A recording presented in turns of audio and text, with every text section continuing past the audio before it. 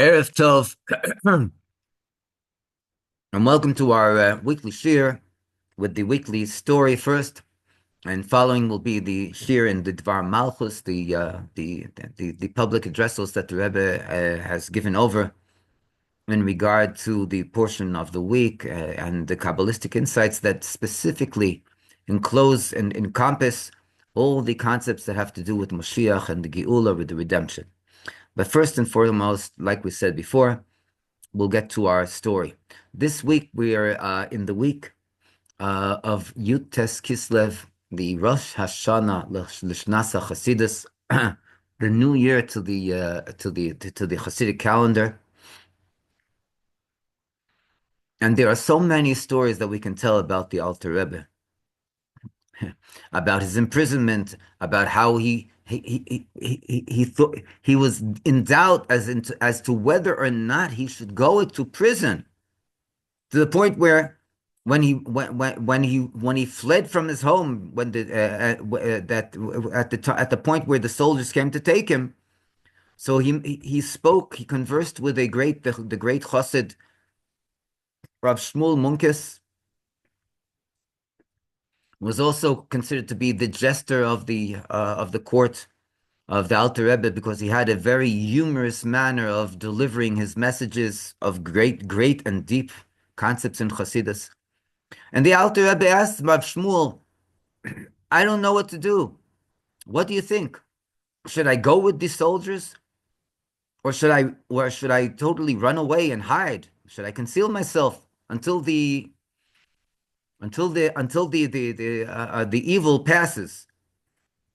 Rav Shmuel Munkes looks at the Alter Rebbe. It's the way it's told. Rav Shmuel looks at the Alter Rebbe and he says, it depends. What does it depend on? It says, it depends if you're a Rebbe or otherwise. He says, why do you say that? He says, if you're a Rebbe, so you have nothing to worry about. You can go, you can do whatever has to be done, and you're safe. You're going to be 100% protected. But on the other hand, if you're not a Rebbe, then he stopped and he thought, and he said, with what do you justify the fact that you took away the olam hazeh, the pleasures of this mundane world from your Hasidim? How could you do such a thing? How could you allow yourself to go into demand that the Hasidim should depart and disconnect from the pleasures of the world? So either way it seems to be either appropriate or unappropriate. But going to the story, this is one of the great stories of the Alter Rebbe. It's a classic. Could be that we even told it during the times that we've been telling stories here on the channel. But it's such a beautiful story. Just to we'll remind everyone the details. It was printed this past week, actually. I think Jewish. It goes back to a time when there was we'll tell all the details. There was a person that arrived in one of the the Lithuanian fortresses, towns, schools of thought, Lithuanian schools of thought, not of the Hasidim, and he based himself in the shul and synagogue, and the Gabbai saw him, and it was already Shabbos, and the Gabbai asked him, does he have a place to eat?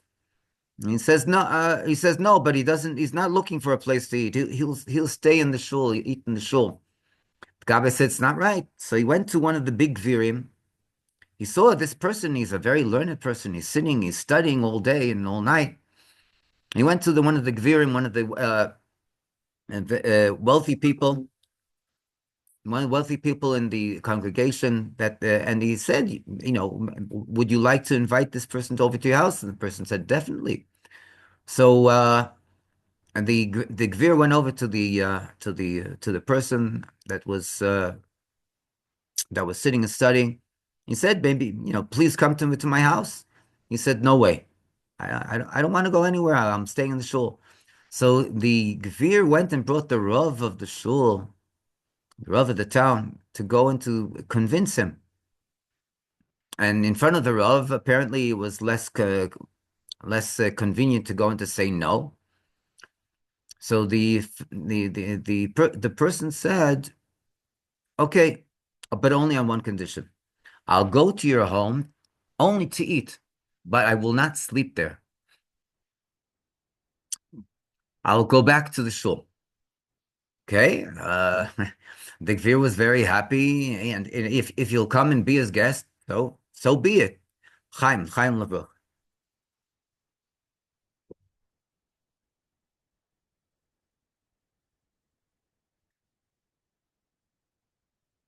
And it's told that during the Seudas, during the meals of Shabbos, Friday night, Shabbos by day, Seudah Shlushis, the third meal. So they say the same thing repeated itself. The Gvir was very happy. He sat and ate together with this person who not only portrayed but showed of his great knowledge of the Torah. They spoke and they were very active in their conversing of Torah concepts. And then at the end of the Suda, after they benched, so the Gvir gave a very deep sigh. They came to Malava Malka, the fourth meal, Saturday night, Motzei Shabbos. And here, the person didn't allow himself to even start eating. He first confronted the Gvir, and he said, listen, it's apparent that there's something that's troubling you.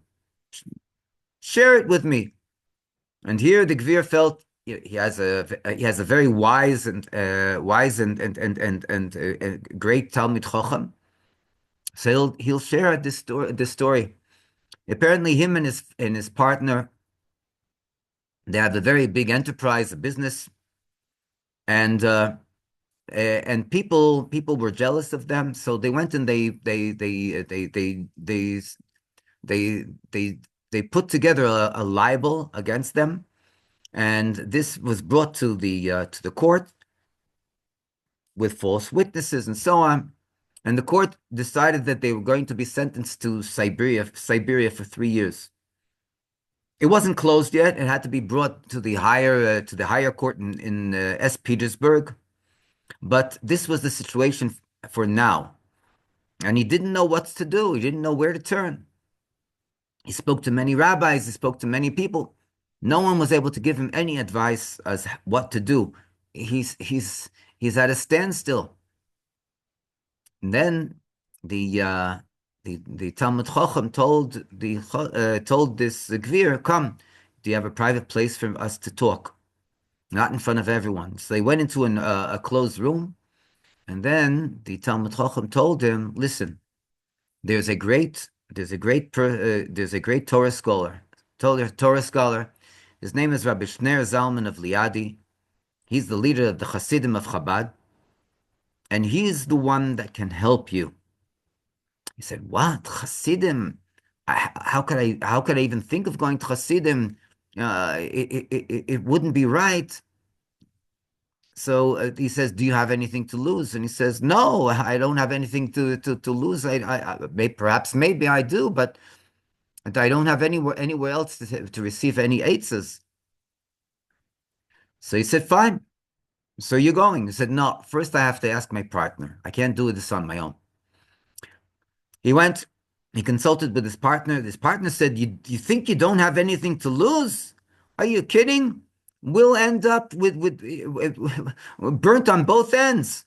Not only will this leader of the Hasidim not give us an answer, not give us any help, but when we get back to our town and they hear it, they'll find out that we were by the leader of the Hasidim. So we'll be burnt over here in our town. No one's going to want to speak to us. No one's going to want to marry our daughters. No one's going to, nothing. We'll be discommunicated.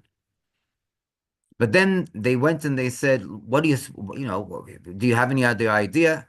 So they did. They decided that they'll go and ask the uh, the head of the Rosh Kahal, the head of the congregation. His name was Rav Meir Riffols. He was later he came to be one of the greatest Chassidim of the Alter Rebbe. But then he was not connected to the Chassidim yet. And they spoke to him.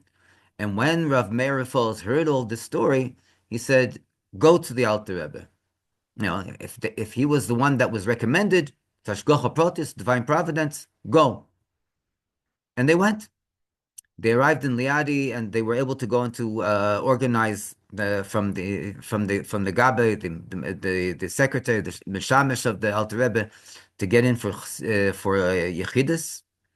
And when they went in, the Alter Rebbe looked at them, and without thinking twice, the Alter Rebbe started to say to them, "I see that you two both give the impression of two very learned Jews.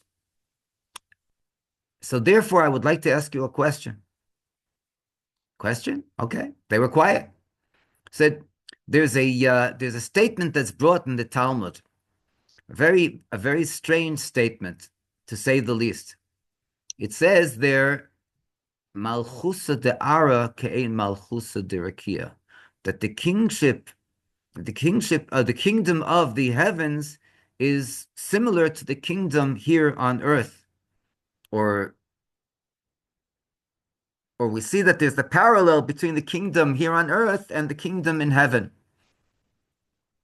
Can either of you give me an answer? What exactly is this talking about? What correlation does the kingdom in heaven have with the kingdom on earth? This is spiritual. Over here, it's physical.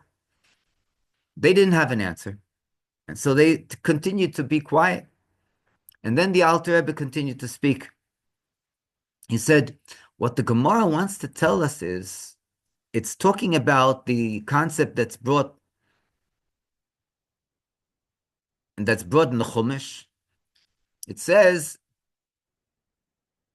Zeshmi le'olam, the Eibishter tells Moshe Rabbeinu, Zeshmi le'olam, this is my name forever, Zeh zichri l'der v'der, and this is my memory, my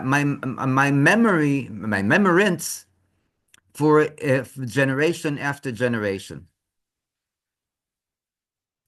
And this, the commentary is coming to tell us, is coming to explain that it certainly says Hashem's name in the Chumash and in the Torah, as it's written, Yud K Vav K, but I am not pronounced, I am not read, I am not called as I am written. Hashem's name in the Chumash is Yud K Vav K, but we don't say Yud K Vav K. Wherever we see Yud K Vav K, we say Adni, or the name Adai Noi. And this is what the Gemara is talking about. What does it have to do with the kingdom of the mundane, of the kingdom of earth? The Alter Rebbe continued to explain that this is also similar with the kings here in the world, the physical mundane kings, or the Tsar, as he's called in Russia, the leader, the king of Russia is called the Tsar. He says, the Tsar has a name. He has a name, whatever it might be. Yeah. But people don't call the Tsar by his name. How do they call him? It says, Your Highness, Hoid Malchusai, the revered king. They give him different nicknames, but no one calls him by his name. What was the king of the Tsars? Nikolai, whatever his name was, Yimach Shemo V'Zichro. No one calls him by his name.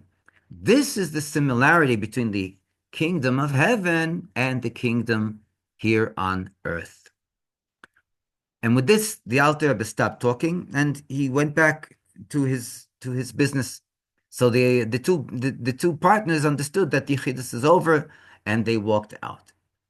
But they were terribly upset. They said, This is what we came schlepped all the way to Liadi for?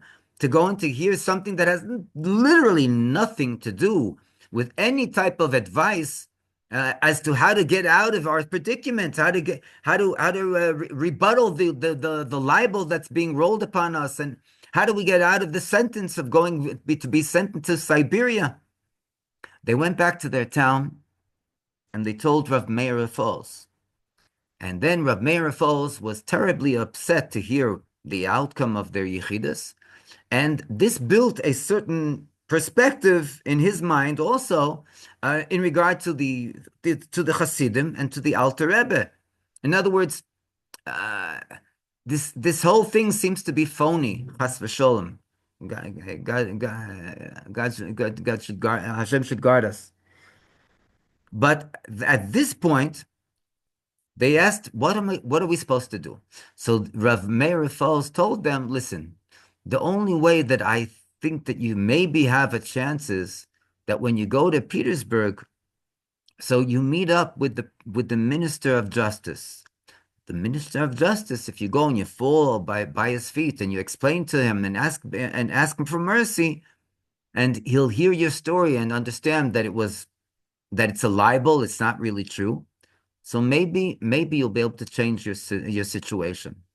They go to Petersburg, and how are they supposed to find? How are they supposed to find, and let alone get to meet the Minister of Justice? So the Jews there, they told someone told them that once a week or once a day, the Minister of Justice goes to a special botanical park. The ministers would walk there to receive a greater clarification of the mind, to walking in nature. And at this point, if you go and you bribe the guard at the gate, maybe perhaps he'll let you in, and then when the minister walks by you, you'll be able to go and to ask your request, beg for mercy. They thought that sounds like a good idea. What else do they have to do? And they went and they talked to the guard let them in, and the guard said, listen, when the Minister of Justice comes, so I'll give you a sign to tell you that this is the person. Fine. They're waiting and waiting in the bushes, and finally there's someone that comes to the gate. The person enters, and as this person continues to walk, so the guard is making a sign, and they thought the sign is that this is the person to speak to. The guard meant, that's not the person that you're supposed to speak to. This is not the Minister of Justice. Don't talk to him. They didn't understand, and with this misunderstanding, as he walks by, they fall to the ground on their knees, and they start crying and begging for mercy. And they told the whole story in a nutshell. And then the person looks down at them and they say, listen, I would like to help you, but the person that you need is not me. I'm the minister of culture or education. One of the same over there. The person you need is the Minister of Justice. And so they realized that they made a mistake, and that this is a terrible mistake. And then they walked away with terrible shame and embarrassment. As they walked away, all of a sudden, the Minister of Culture, the Minister of Education, waved to the guard and told him to come.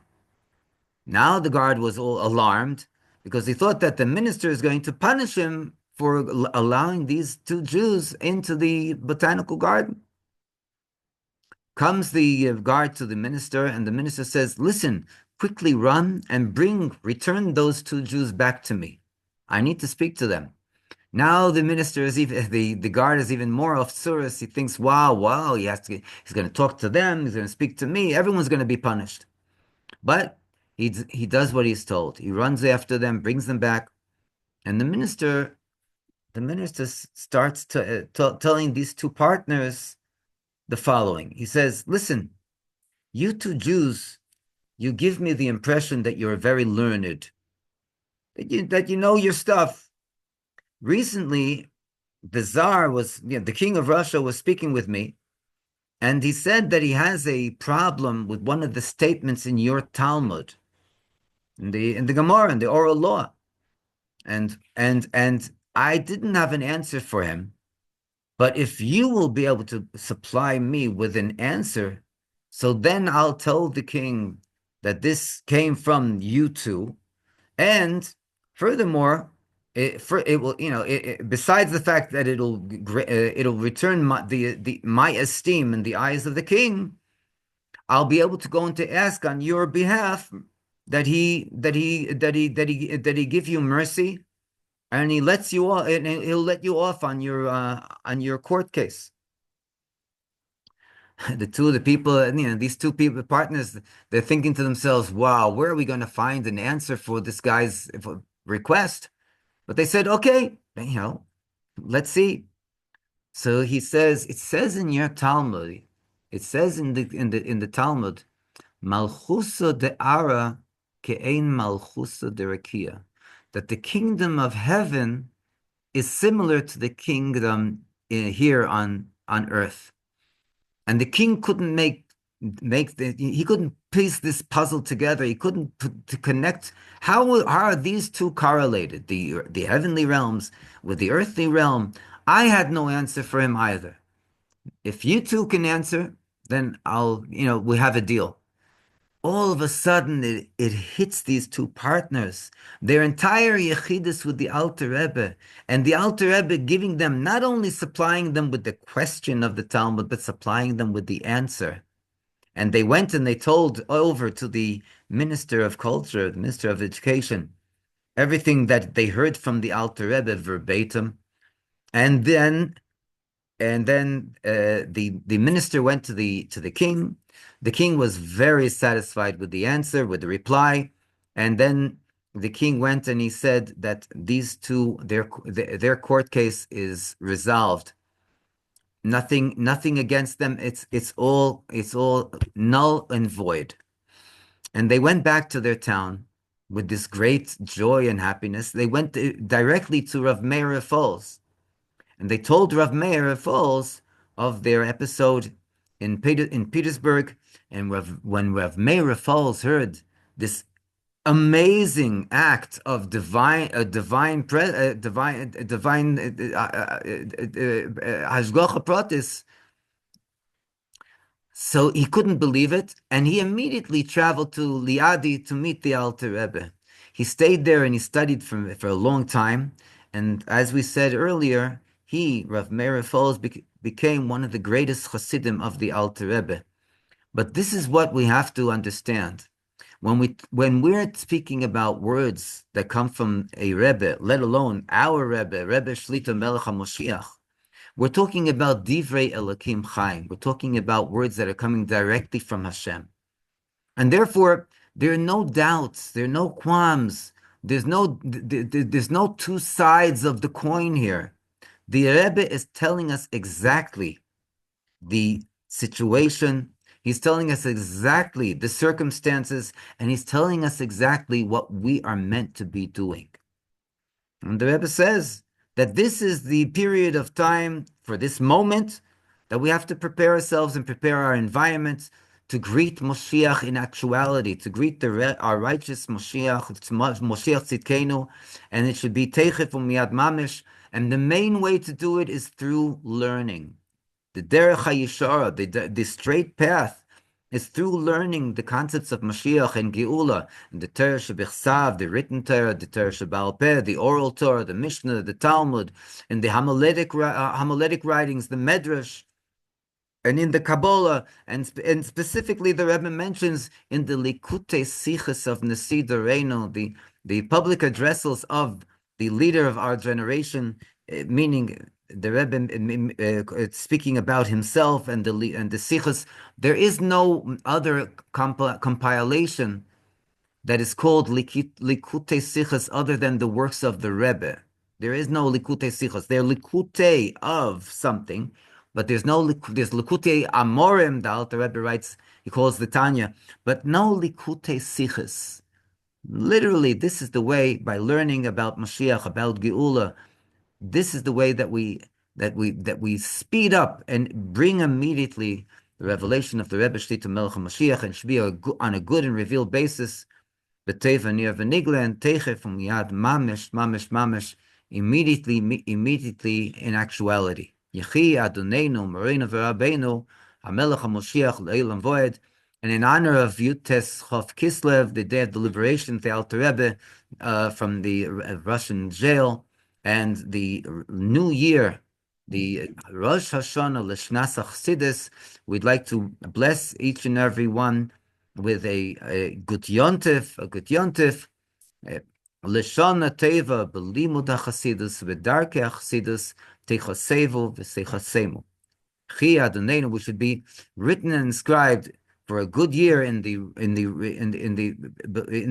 studies of Chassidic philosophy and in the ways of Chassidic philosophy. In other words, in not only studying, but in actuality, going and living our lives according to the studies of the Chassidic philosophy, and it should be Techef Umiyad Mamish with the Isgolos, with the revelation of the Rebbe Shlita Melech Ha'Moshiach. Yechi Adonenu Moreinu v'Rabbeinu HaMelech HaMoshiach Chai v'Kayim le'elam voed. Amen.